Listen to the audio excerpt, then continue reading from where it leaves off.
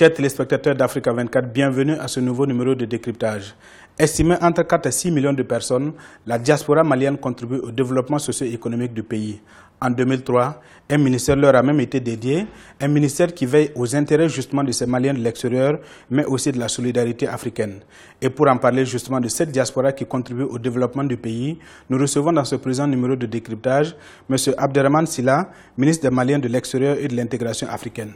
Quelle est la politique nationale en matière d'immigration au Mali? Le gouvernement de la République du Mali a adopté précisément le 3 septembre 2014 un document de politique nationale de la migration qui est composé à la fois d'une partie historique, un rappel de toute notre histoire de migration, un peuple effectivement qui a connu ces échanges très tôt avec le monde extérieur, depuis cela, les empires de Ghana en passant par le Mali et le Songhai, et une partie de plan d'action.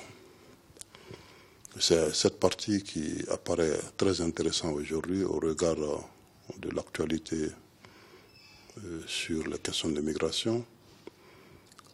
Cette partie, après avoir fait l'analyse, alors prend en charge les réponses à la question. Et la question fondamentale, c'est toujours de savoir pourquoi les gens partent. Pourquoi les jeunes partent? Les jeunes partent évidemment parce qu'il y a une pauvreté ambiante, parce qu'il y a un chômage de plus en plus constaté, parce qu'il y a un réchauffement climatique. Les raretés des pluies font que dans nos différents terroirs, il ne pleut plus, donc les récoltes ne donnent absolument rien. Et donc tout ceci mis ensemble font que la jeunesse est en train de partir. Et partir crée aussi des problèmes, de fuite de cerveau, de fuite de la main-d'œuvre. Notre population aujourd'hui est estimée à quelques 4 millions de Maliens à l'extérieur du Mali.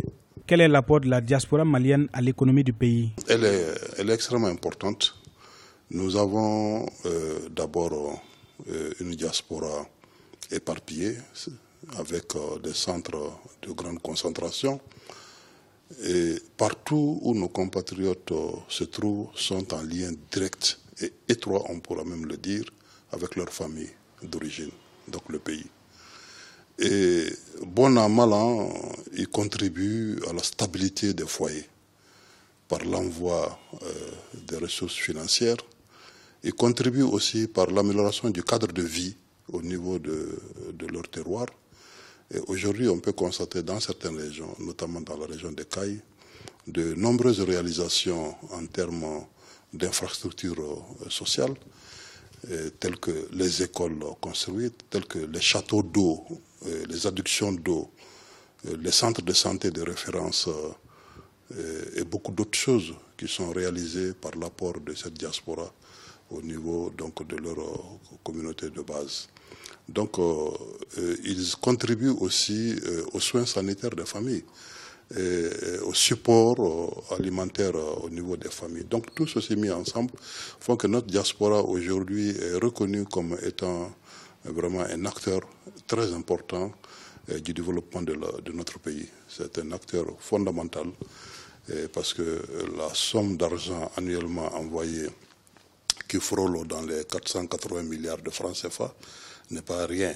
Et c'est une somme extrêmement importante que aujourd'hui, d'année en année, nous constatons donc ce truc-là. Donc, pour dire simplement que la diaspora malienne contribue très bien au développement. Des voix se sont élevées pour protester contre la signature d'une convention de reconduite des Maliens en situation irrégulière en Europe. Qu'en est-il exactement? Oh, vous savez, c'était des manipulations, simplement. Vous connaissez les manipulations politiciennes. Quand les gens veulent exploiter des événements contre le gouvernement, souvent, ils n'ont pas toujours les meilleurs moyens pour arriver à leur fin. Donc ils utilisent des subterfuges pour coller au gouvernement la signature d'un accord de réadmission. Ce n'était pas juste du tout. Et ce que je voudrais dire, et je pense qu'après le propos du président de la République, au lendemain du sommet France-Afrique, lorsque le président Ibeka a dit qu'il n'a pas signé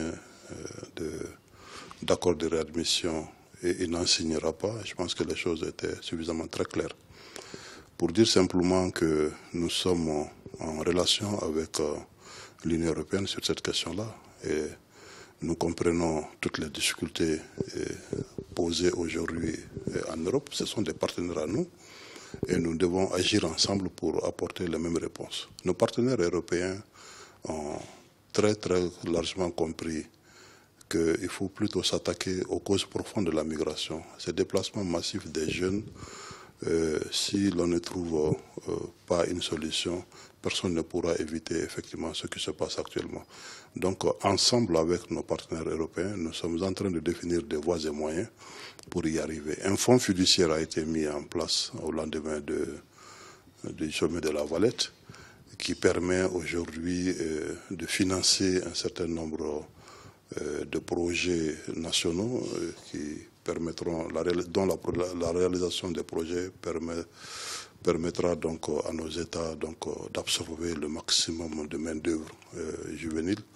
Et je crois que c'est ça le plus important. Vous avez effectué plusieurs déplacements dans plusieurs pays où les Maliens sont menacés. Est-ce que vous avez eu une oreille attentive de la part de ces autorités? Absolument. J'ai effectué personnellement beaucoup de déplacements dans tous ces pays-là que vous avez cités. Et je pense que les autorités de ces pays ont la conscience aiguë et elles comprennent parfaitement bien toute l'importance aujourd'hui du phénomène migratoire. Et les actes isolés auxquels nous assistons ne sont pas le fait des autorités de ces pays-là. C'est regrettable, mais ce que je voudrais simplement dire, c'est qu'il y a la nécessité d'une solidarité plus accrue, la nécessité vraiment que nous puissions nous donner la main au niveau de l'Afrique, parce que vous comprendrez aujourd'hui, par rapport à ce phénomène de migration, tous les efforts que l'Union européenne est en train de faire, nous ne pouvons pas rester en marche.